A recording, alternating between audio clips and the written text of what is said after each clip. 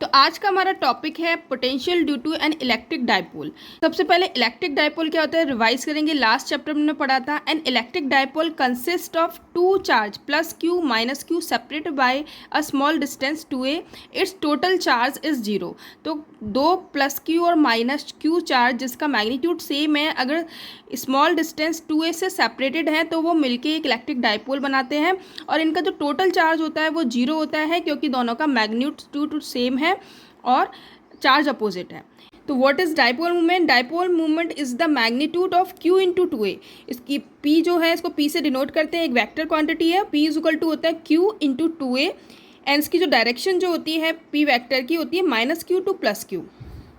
तो हम derivation start करते हैं। तो to find electric potential due to a dipole, consider charge minus q its place at a point r and charge plus q its place at a point q as shown in figure। तो ये हमारा figure है। इसमें देखो figure एक p point है, plus q charge जो है पॉइंट q पे है जो कि r1 डिस्टेंस से p पॉइंट से, और minus q charge point r पे है जो कि p से r2 डिस्टेंस पे है, और इन दोनों के बीच की जो डिस्टेंस है वो 2a है।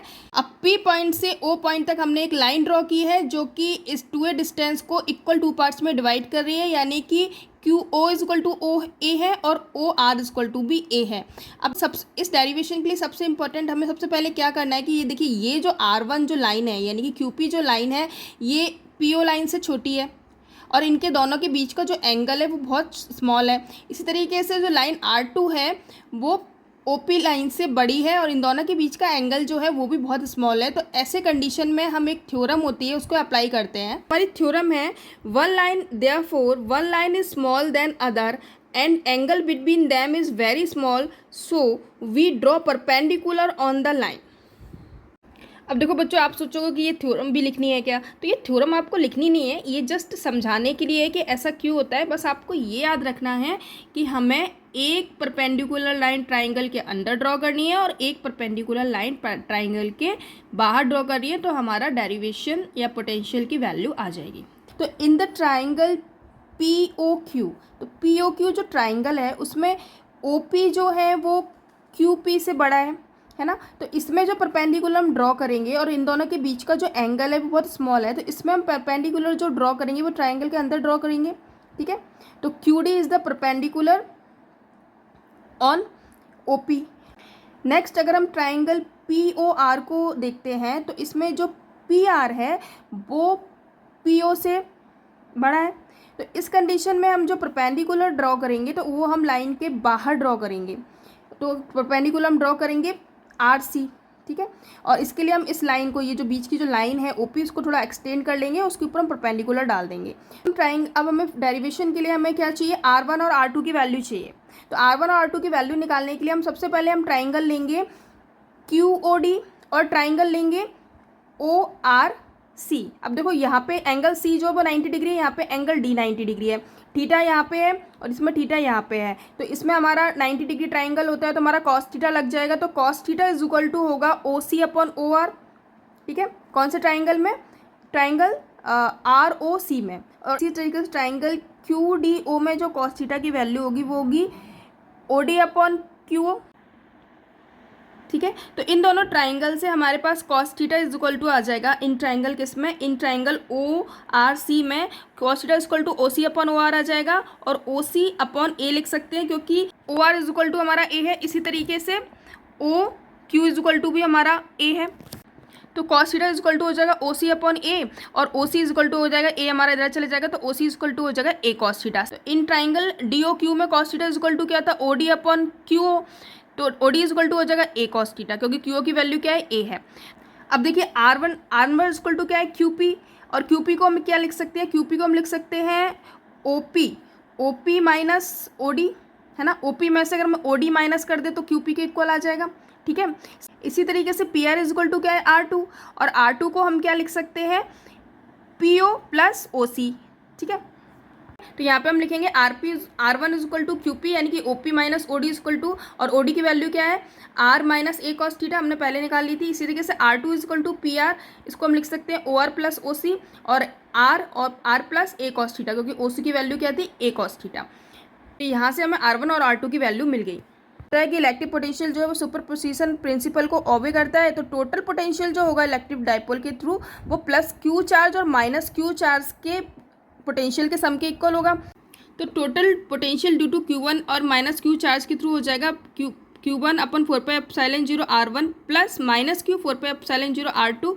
तो यहाँ से V इज इक्वल टू जो है 1/4πε0 हम कॉमन ले लेंगे, तो Q1/R1 प्लस माइनस Q1/R2। इस तरीके से हम Q1 भी कॉमन ले सकते हैं क्योंकि मैग्नीट्यूड दोनों का सेम है, तो ये 1/R1 और प्लस माइनस माइनस होता है तो माइनस 1/R2 हो जाएगा। और यहाँ से हमने R1 और R2 की वैल्यू ऑलरेडी निकाल ली है, तो R1 is equal to R minus A cos theta होगा और R2 is equal to R plus A cos theta है।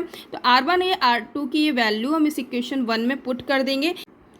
तो यहाँ से हम वैल्यू जब पुट कर देंगे तो V इक्वल टू हो जाएगा Q/4πε0 1/R minus A cos theta minus 1/R plus A cos theta. अब देखो इन दोनों का हम एलसीएम ले लेंगे तो ये दोनों मल्टीप्लाई में आ जाएगा।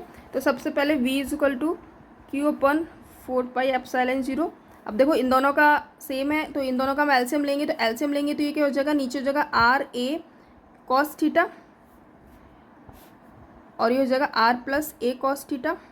ठीक है, फ्रैक्शन में हम क्या करते हैं, इसका जो डिनोमिनेटर है इससे डिवाइड करते हैं, तो RA cos theta RA cos theta cut जाएगा तो ऊपर क्या बचेगा, और जो बचता है उसे ऊपर मल्टीप्लाई कर देते हैं तो ऊपर हमारा क्या बचेगा R plus A cos theta. ठीक है, इस तरह माइनस साइन है तो माइनस लगा देंगे। अब देखो इससे इसको डिवाइड करेंगे तो R plus A cos theta हमारा कैंसिल आउट हो जाएगा और हमारा ऊपर बचेगा R minus A cos theta. ठीक है,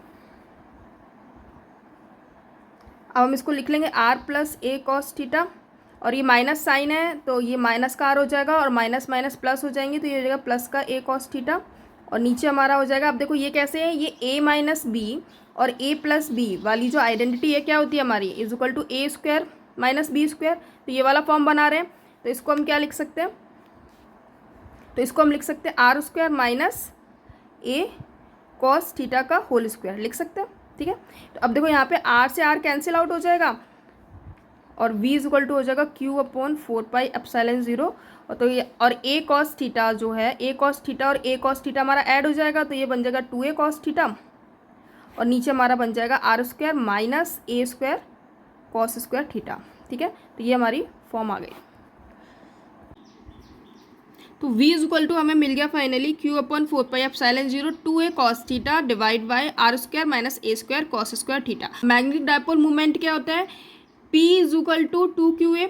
अब देखो ये क्या है, Q into 2A, Q into 2A ये मिलके क्या बना रहा है P मैग्नेटिक डाइपोल मूवमेंट। तो यहाँ पे हम वैल्यू पुट कर देंगे तो ये पूरा P हो जाएगा। तो हमारे पोटेंशियल की जो वैल्यू हो जाएगी डाइपोल मूवमेंट की फॉर्म में वो हो जाएगी 1/4πε0 P cos theta R square minus A square cos theta. तो this is a formula of potential in the form of electrical dipole movement. अब इसी बेसिस पे हम कुछ केस लेते हैं, जैसे कि फर्स्ट केस है कि R is very very greater than A, मतलब R की वैल्यू A से बहुत ज़्यादा है तो हम A को अप्रॉक्सीमेटली जीरो कंसीडर कर लेंगे। तो ये जो पूरा टर्म है ये हमारा जीरो हो जाएगा क्योंकि A into A is equal to zero रखेंगे तो जीरो से मल्टीप्लाई करके पूरा टर्म जीरो हो गया। तो इस केस में हमारा फॉर्मूला जो बनेगा V is equal to 1/4πε0 P cos theta upon R square. देखो अगेन हमें पता है, इसको और मॉडिफाई करेंगे तो P cos theta is equal to को हम लिख सकते हैं P dot R vector. R vector is the unit vector along the position vector of OP। तो V इज इक्वल टू हो जाएगा P into R cap 4πε0 R square. तो R square क्या है, R का जो है मैग्नीट्यूड का स्क्वायर। तो ये जो इक्वेशन है true for distances large compare to the size of dipole. तो जब डाइपोल के साइज के कंपेरिजन में डिस्टेंस बहुत ज़्यादा है तो उस कंडीशन में ये फॉर्मूला हमारा वर्क करेगा। अब देखो नेक्स्ट केस है potential on the dipole axis, मतलब पोटेंशियल जो है डाइपोल एक्सिस पे निकालेंगे तो थीटा इज इक्वल टू या तो जीरो होगा है ना, या फिर पाई यानी 180 डिग्री होगा। ठीक है, तो अगर थीटा हमारा जीरो और पाई है तो इस फॉर्मूले के अकॉर्डिंग अगर थीटा हम जीरो रखते हैं तो कॉस 0 डिग्री क्या होता है 1 होता है। तो हमारा फॉर्मूला हो जाएगा 1/4πε0 P अपॉन R स्क्वायर। अगर हम थीटा 180 या पाई रखते हैं तो हमारा कॉस 180 क्या होता है -1, तो V इक्वल टू हो जाएगा -1/4πε0 P अपॉन R स्क्वायर। अब देखो नेक्स्ट कंडीशन है, अगर थीटा हमारा 90 π/2 और 90 डिग्री होता है तो इसका मतलब क्या है कि पोटेंशियल हमें इक्वेटोरियल प्लेन पे निकालना है। ठीक है ना, तो V is equal to zero हो जाएगा। क्यों होगा जीरो? क्योंकि cos 90 जीरो होता है। देखो cos 90 जीरो होता है तो इस फॉर्मूले में जैसे हम जीरो रखेंगे तो जीरो से किसी भी चीज़ को मल्टीप्लाई करेंगे तो v पूरा हमारा जीरो हो जाएगा। तो इक्वेटोरियल प्लेन पे पोटेंशियल जो होता है इलेक्ट्रिक डाइपोल के थ्रू वो हमारा जीरो होता है। तो finally we can say that potential due to the dipole miller depends not just R, मतलब ओनली डिस्टेंस पे डिपेंड नहीं करता, but also depend on angle theta between the position vector R and the dipole moment P.